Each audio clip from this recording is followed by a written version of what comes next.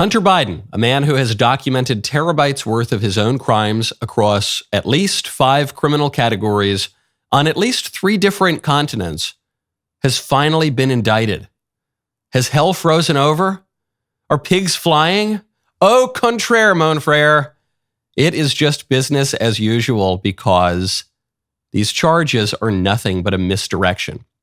You see, Hunter is not being charged with tax fraud, which he committed, but which could implicate his father. And he isn't being charged with failing to register as a foreign agent, another crime he committed that could also implicate his father. And he isn't being charged with smoking crack and abusing hookers in just about every corner of the globe, crimes that he most certainly committed and which don't directly implicate his father, but which nevertheless reflect quite poorly on the first son and the Biden family. No, he is being charged with lying on some paperwork when purchasing a firearm. That is to say, he's charged with making too expansive a use of his Second Amendment rights cherished by Americans since long before the nation's founding and defended especially by Biden's most trenchant critics.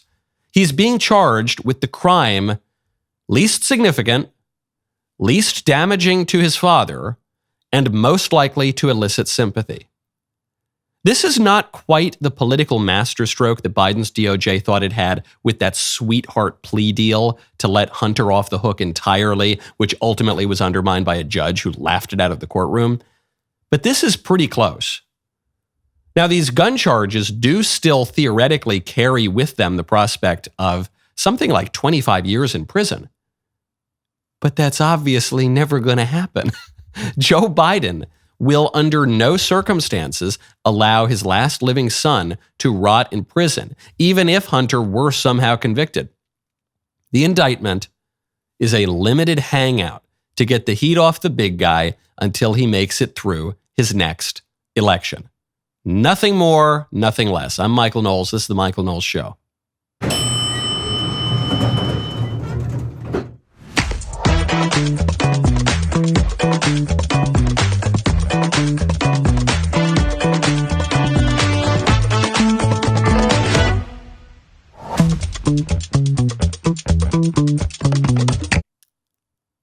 Welcome back to the show. This episode is brought to you by Good Ranchers. Get great meat at a secure price and $25 off your order with code Knowles, Knowles. Go to goodranchers.com. Use code Knowles, Knowles, today. Dove, the company Dove that makes soap and shampoo, is partnering with a fat liberation activist who hoaxed her way into destroying some poor college girl's life, who has a very, very checkered past. And this is par for the course for liberalism. We'll get to that in a moment. First, though, speaking of prosecutions of leading political figures and their families and associates, Donald Trump will not stand trial next month. You know, I hate to say I told you so. In this case, I really love to say I told you so. It was announced some weeks ago that amid all of these indictments with Trump was going to stand trial in October of 2023. And I said, that's absolutely preposterous. This was the Georgia prosecutor who was pushing for this speedy trial. I said, what are you talking about? You got the former president, current leader of the opposition. You've got 18 co-defendants on this ridiculous, unprecedented sort of case. You think that you're going to get your trials together within 2 months? Not a chance in hell. And that's the case. So this is good news for Trump in that he's not going to have to deal with this trial as he continues along his way to secure the nomination, which right now looks pretty secure. Now, don't shoot the messenger if you like one of the other candidates. I'm just saying right now, Trump's poll numbers not only have remained the same, they've actually gone up a little bit. The latest poll we've got from Fox News shows that Donald Trump is at 60% among Republican primary voters. Trump's at 60. DeSantis, who's the number 2 guy, is at 13. Vivek, who has jumped up in the polls, number 3 guy, close at DeSantis' heels, he's at 11. Nikki Haley has helped herself. She's at 5. Pence 3, Scott 3, Christie 2. So that's a huge, huge spread. This is a 47-point lead right now for Trump. But Also, what's interesting is the movement here. So we were told that not showing up to the debate was going to be disastrous for Donald Trump. And you were going to see that the other guys, especially DeSantis, were going to jump up in the polls. And as a result of that, Trump was going to have to show up to the second debate. And I said, yeah, look, if DeSantis jumps in the polls, then Trump will show up to the second debate. But I actually don't think it's going to hurt him. I think not showing up to the debate is going to help him. And that would appear to be the case. Since August, Trump is now up 7 points from where in August, he was at 53%, according to this poll. Now he's at 60%. Since August, DeSantis is down 3 points. Even though he did relatively well, he did fine in the debate, down 3 points. Vivek is even. So Vivek, some people thought Vivek did really well in the debate. Some people were really turned off by him. So whatever, I guess that shakes out to be he's even with where he was. Nikki has gone up 1 point. Pence has gone down 2 points despite a relatively strong debate performance. Tim Scott's remained the same. Christie, the croissants would seem to be over. That is down 1. The other graph I want to point to is not just this one random Fox News poll, but Real Clear Politics' average of all the polls going all the way back to July of last year. This is the primary. And you can see there's some ups and downs a little bit. Trump is up a little bit from where he started last July. DeSantis is down a little bit from where he started last July. And then Vivek jumped up because no one knew who he was before, but still not, he didn't jump up that far. Relative to where he was, he jumped up very far, but relative to the race, he didn't. But basically, nothing has changed.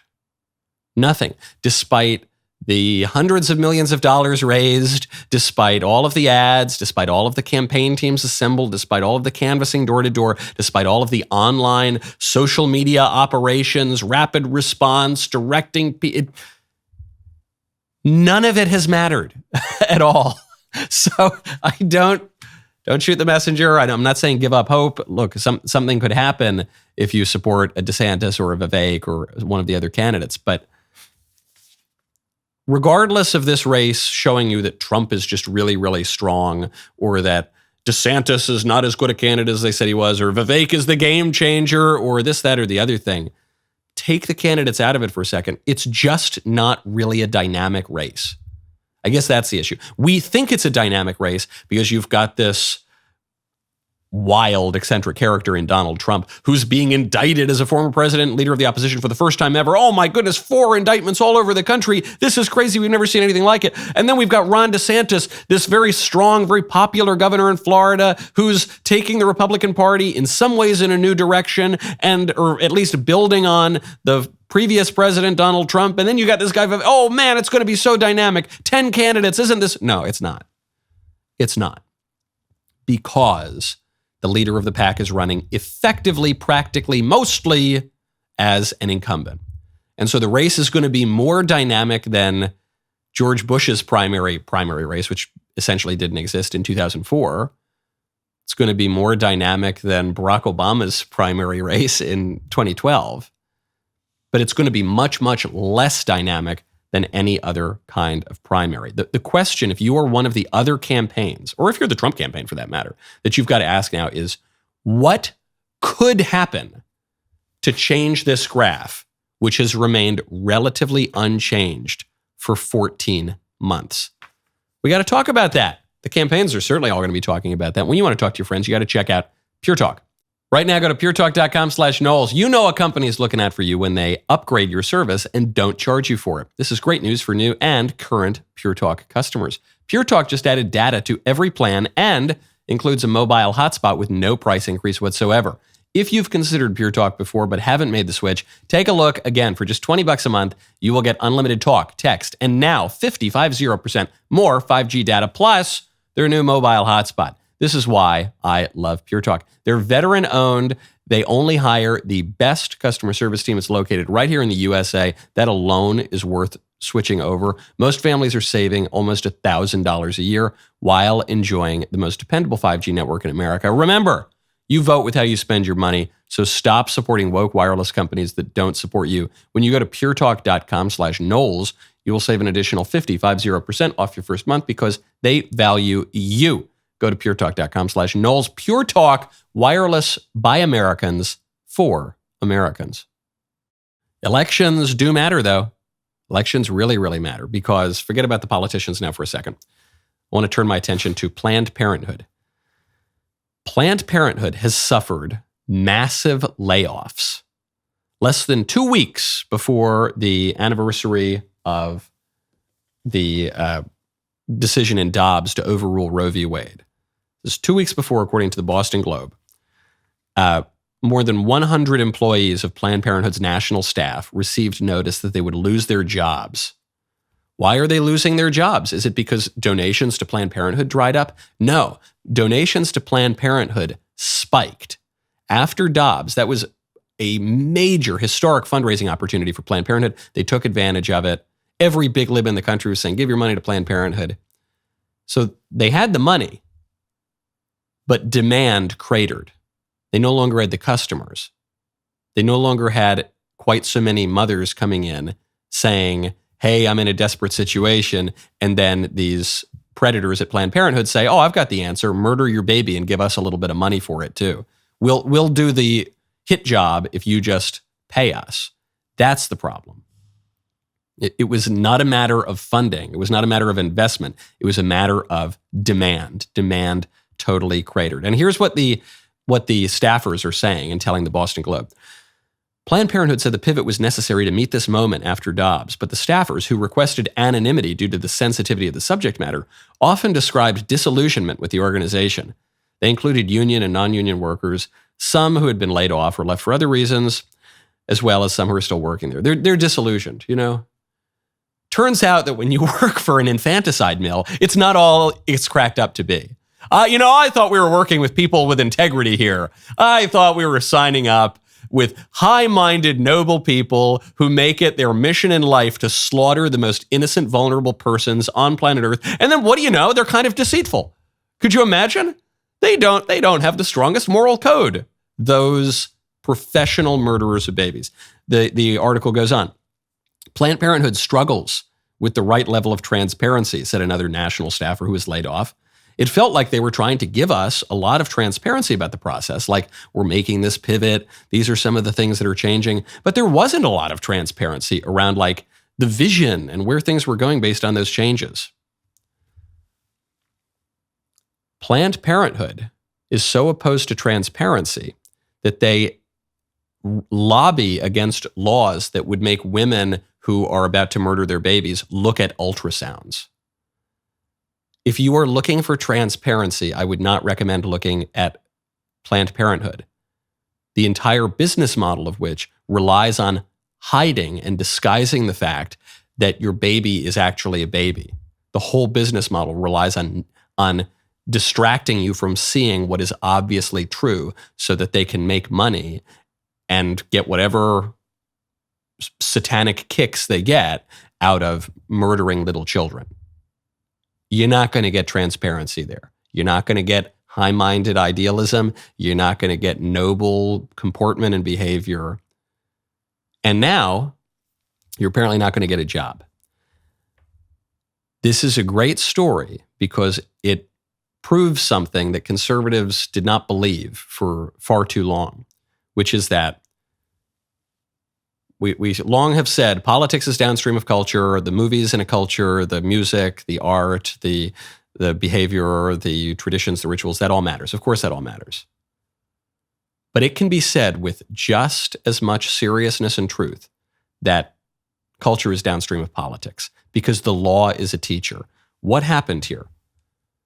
What happened here is not that people got together and they just had a change of heart organically from the culture and society, and so they decided to stop killing their children. It's that the heavy hand of the law came down and made it much more difficult to murder children, and then fewer people did it. That's what happened.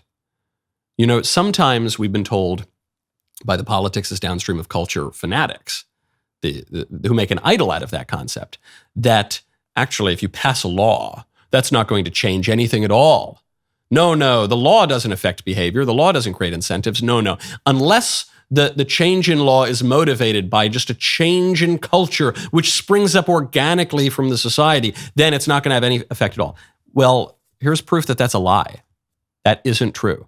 You can change the law even if the culture, which is completely dominated by liberals in Hollywood, in the academy, in lower education, in everything, everywhere, you can change the law and you will still get that effect. Planned Parenthood is still going to have to lay off workers because fewer women are going to show up to murder their babies because the law says so, and the law is a teacher. What liberalism does, classical liberalism and libertarianism and modern liberalism and all of its derivations, what it does is it tries to depoliticize everything. So it creates these contrasts between, politics and culture. The law, the government, and society and free associations. But we live in a republic. We live in government of the people, by the people, for the people, at least in theory. So what's really the difference between those two things?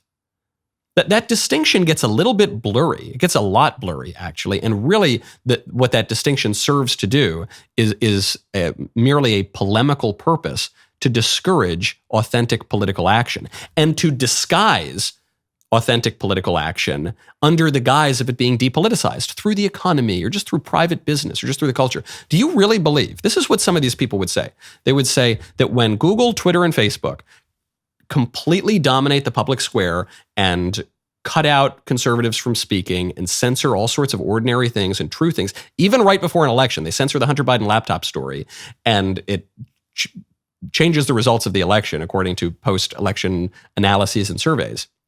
But what these types of people will say is, well, that wasn't a political action. That was just private enterprise. That was just private businesses doing whatever they want to do. That's not political. And if you don't like it, build your own Google, build your own Twitter. What are you talking about? We live in a self-governing republic. If you can control the public square, you control the political order. What Google, Twitter, and Facebook did is intensely political. It's some of the most overt, heavy-handed political action I've ever seen in my lifetime, maybe in the history of the United States. And it's even more insidious than some authoritarian government worker doing so, because Facebook, Twitter, and Google have even less accountability, even less transparency, and they're not obliged to uphold the principles that we have passed, that our forebears have passed and ratified into law, the protections of the Constitution and laws in many cases. The law is a teacher, baby. It works, and it has real, crucial, urgent effects. It's saved hundreds of thousands of babies' lives. There will be hundreds of thousands of people from this year alone who will be born because some justices on the Supreme Court decided to change the law. Culture be damned. No, actually, culture be changed for the better because the culture is affected by the laws. Okay, speaking of electoral politics, we are losing one of the most controversial, detested, but sometimes lauded, but just very confusing political figures. Mitt Romney. I've spent my last 25 years in public service of one kind or another. At the end of another term, I'd be in my mid-80s. Frankly, it's time for a new generation of leaders. They're the ones that need to make the decisions that will shape the world they will be living in. Now, we face critical challenges: mounting national debt, climate change, and the ambitious authoritarians of Russia and China. Neither President Biden nor former President Trump are leading their party to confront those issues. You know my views on Mitt Romney. See, he seems like a nice enough guy, but he's a liberal Republican. Mitt Romney runs for Senate against Ted Kennedy in Massachusetts, and he says, I was an independent during the time of Reagan Bush. I don't support Reagan Bush. Stop lumping me in with Ronald Reagan. And then he loses that race, and he goes on and he runs for governor of Massachusetts and wins that and invents Obamacare. And then he runs for president on not a great campaign. Then he decides to run for, well, he doesn't decide to run against Trump in 2016. He entertained the thought of running, but he was pretty active as a never Trumper and trying to kill the Republican ticket that year.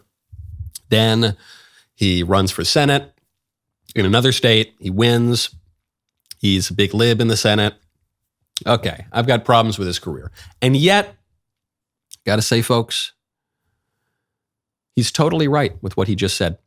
He's totally right when he says we need a new generation of conservative leaders.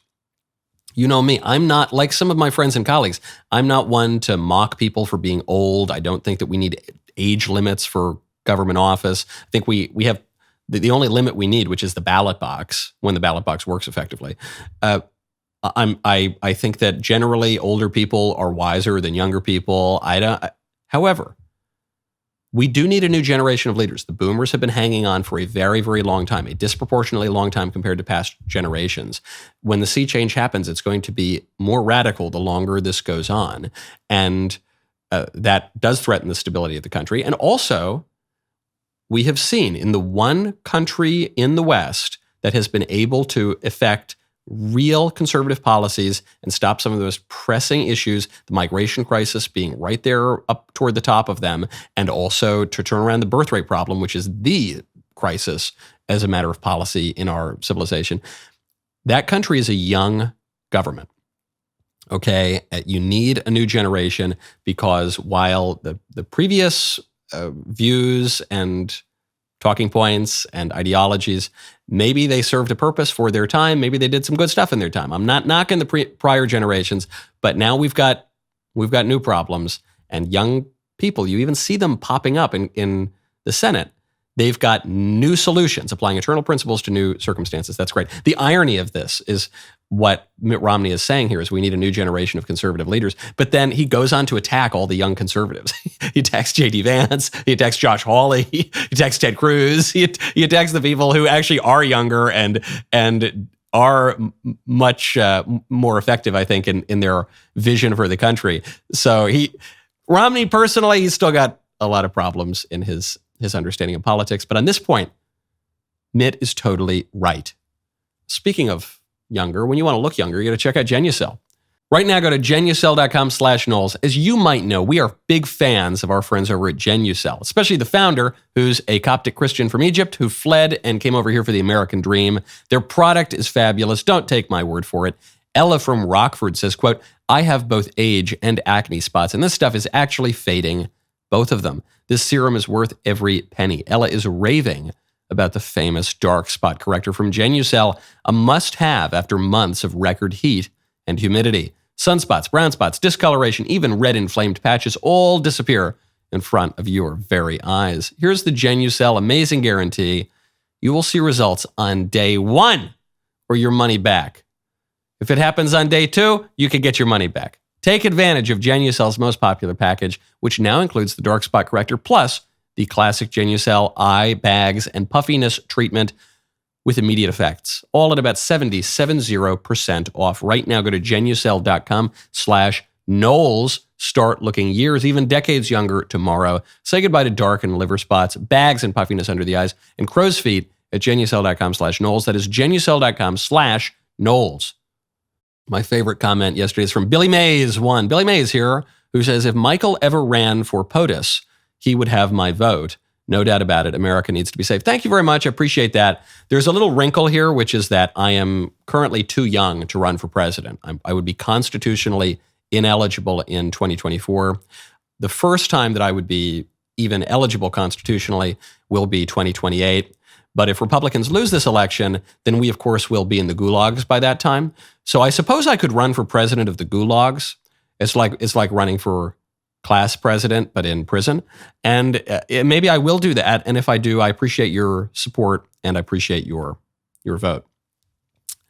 Speaking of young people, Dove, the soap company, has just partnered with a young activist. And this young activist's name is Ziana Bryant. And if you've heard that name before, you might vaguely remember this person. It's because she made a little bit of a name for herself by ruining a young white student's life over a misheard remark at some BLM protest in 2020. So there was some mostly peaceful, extremely fiery BLM protest. And this gal, Ziana Bryant, who is black, said that she heard this young woman say that the protesters would make good effing speed bumps. That never happened.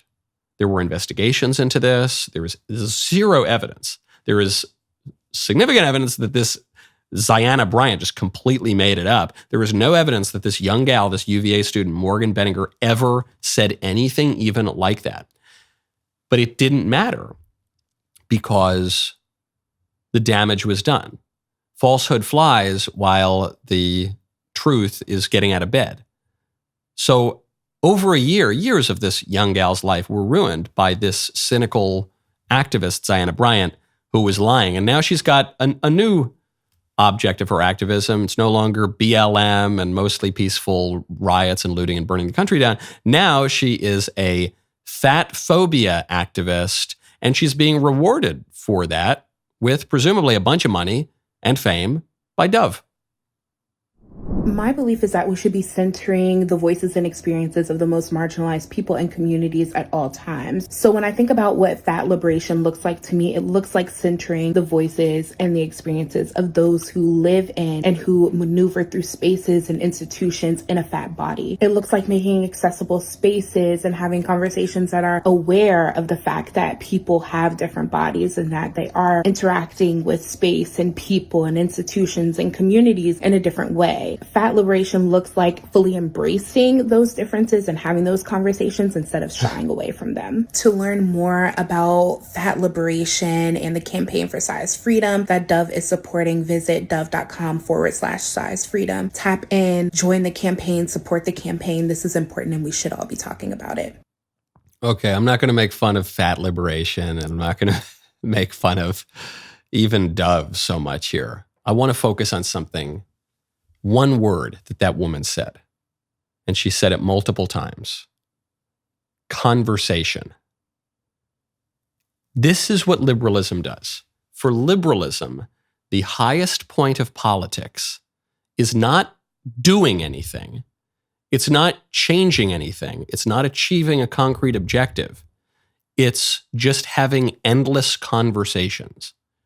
When you hear a political figure say, we need a conversation, we need a national conversation on race, we need a conversation on our democracy, I think it's time that it's so important that we have conversations about the ability to have conversations while conversing about the significance of conversations.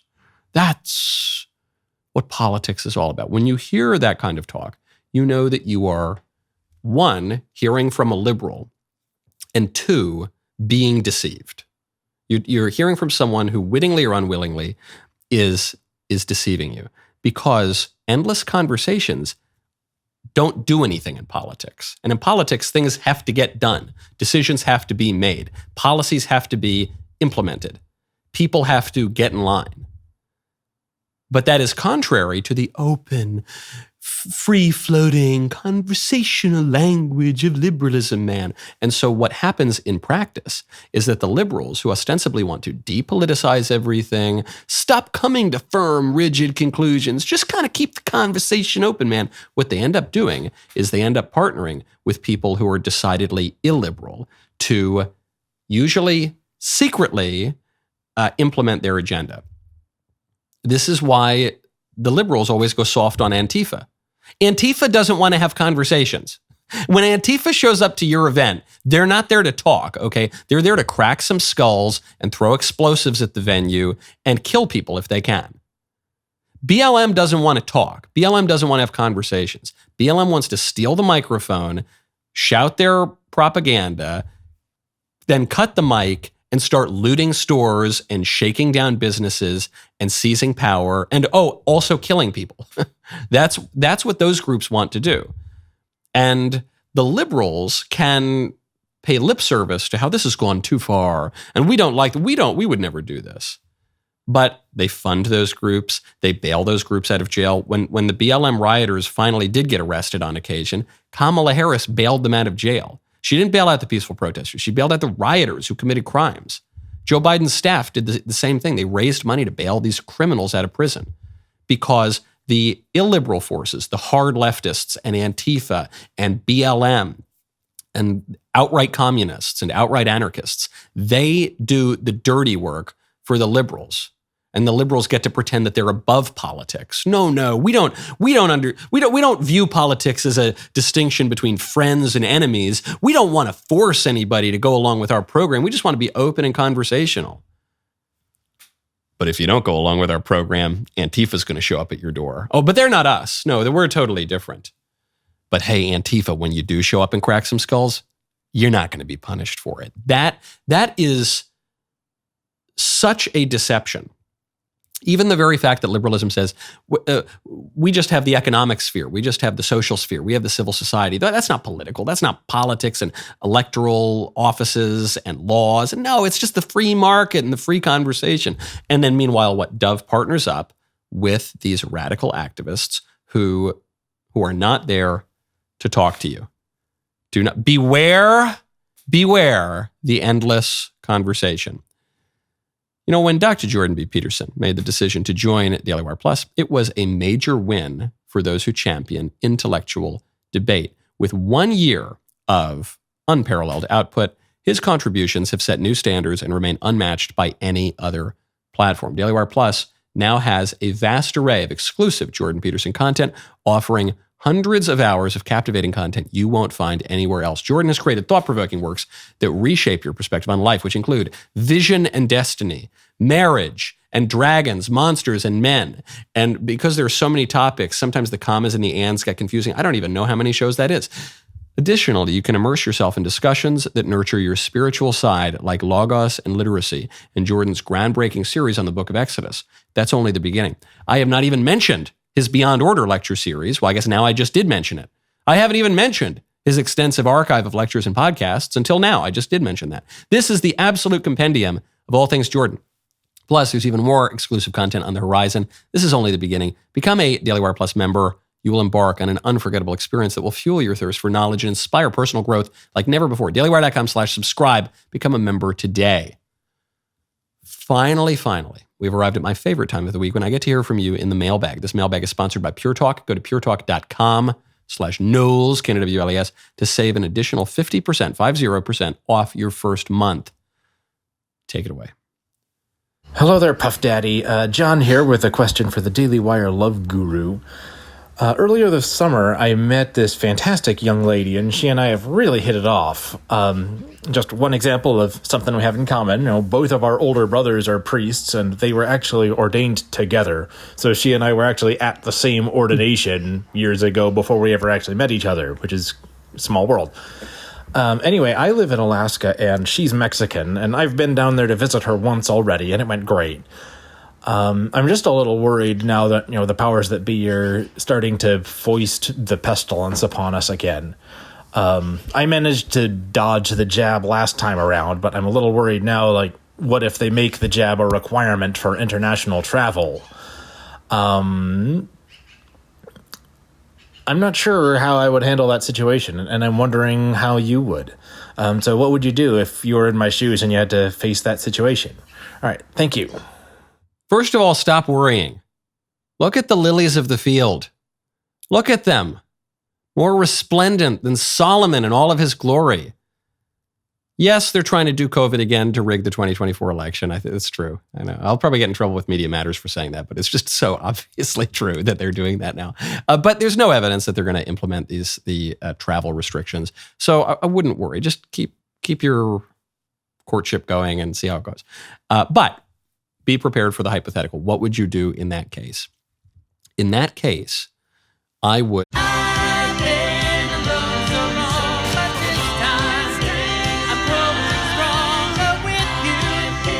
The bishops have said that it is morally illicit. Some of them have even pushed the jab on people. So, that's what the authority of the church is saying about this issue. And I think you could receive the jab basically with a clean conscience because the authorities, the successors to the apostles, have said so. However, it is a remote cooperation with evil. There's no getting around that. And so maybe your conscience would bother you. Maybe that would keep you up at night. First, decide on that. Are you willing as a moral matter to take the jab? Then you've got the secondary question, which is, well, I don't think the jab is good for me. Yeah, fair enough. It probably isn't. I don't think that I need the jab. Yeah, you sound like a young guy. You don't need the jab. Well, I don't like to be bullied by these governments and by these apparatchiks who are insisting on this jab contrary to science and good political philosophy and medical ethics and all the rest. Yeah, fair enough.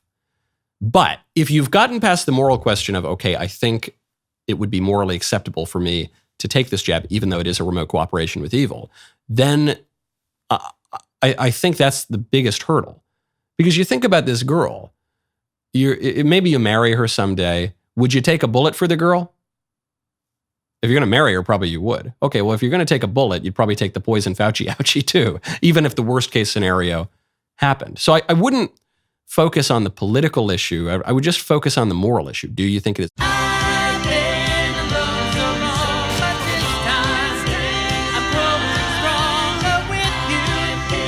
Okay, next question. Hey, Mike.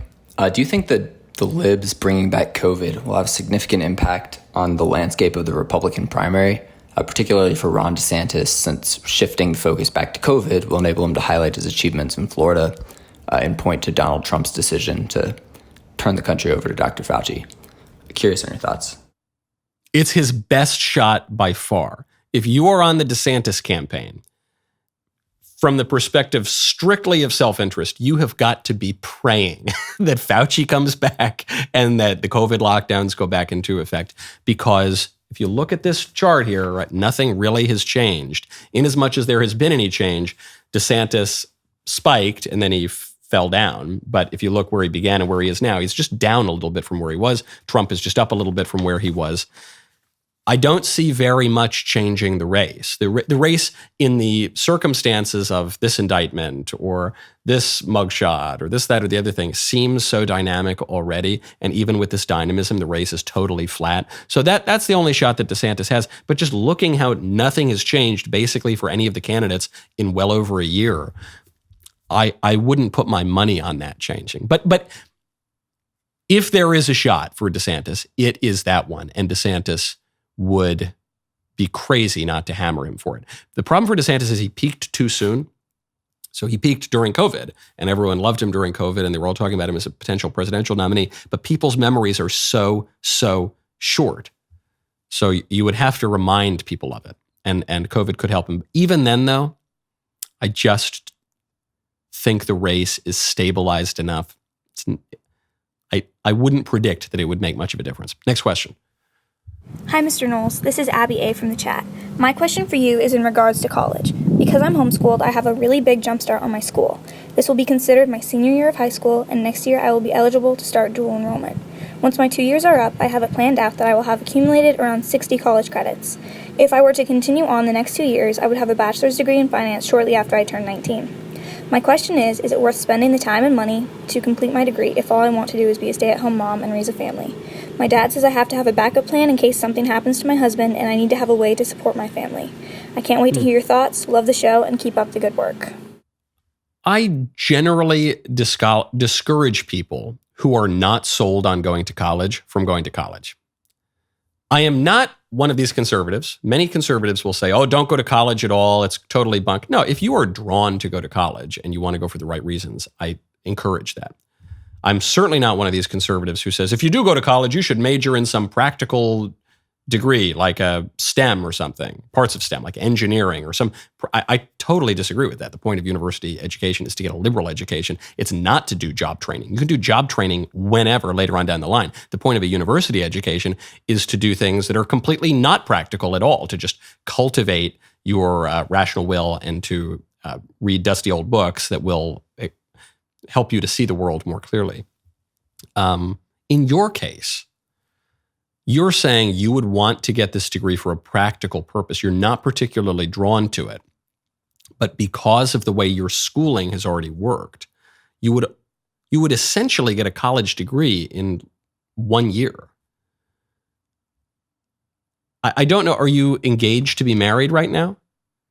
If you are engaged to be married and your husband is, I don't know, he's in the Navy or something, and you're going to get married and then he's going to deploy and you're going to move all over the country and it would make going to college very, very difficult, then maybe you get married and you start having kids, whatever. If you're not engaged to be married, though, if you don't have the prospect of this wedding anytime soon and you've just got a year where you don't know exactly what you're going to do with it, I don't see why not. I don't think it's bad to have a backup plan.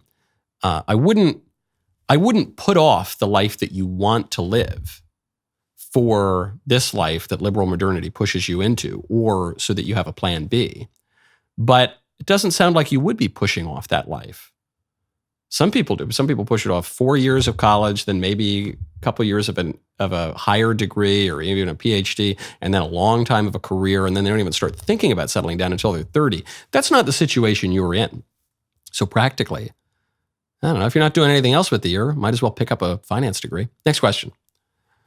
Hey, Michael, it's Camille again. And yes, I'm still single. And before you say, just take my advice and settle, I need you to understand that I have been trying, Michael. It's not for lack of trying, and no, I'm not out there desperate, and no, I'm not out there picky. Everyone says that when a girl who's still single and 29 is just picky. That just is not the case. These quality of men is just not that high. So I need some advice. Like, how do I actually find someone I like? And I swear, if you tell me to settle, I may have to unsubscribe and change my badge. I might have to do it. So please give me any good advice where I can find a guy to settle down and not settle. You need to go to the places where the men that you want to marry will be. And then you need to be the sort of person who would be married by the men you want to marry. Both of those things are very important. And I'm not saying you can't be that person, and I'm not saying you don't know where those places are, but I think if you have those two ingredients, that's going to help.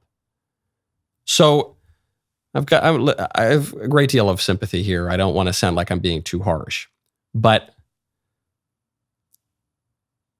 are you going to church? Maybe you don't believe in God or something. Okay, well, if you don't believe in God, or if you don't practice religion, then you're probably not going to meet a guy who does believe in God and does practice religion. And the kind of guy you want to marry is the kind of guy who has religion.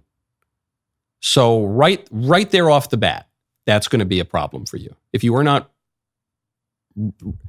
regularly attending church and doing these sorts of things, you're not going to be in the place with those kind of guys that you want to meet. And you're not going to be the kind of person that those guys are going to want to marry. That's the first step right off the bat. What are you doing in your free time?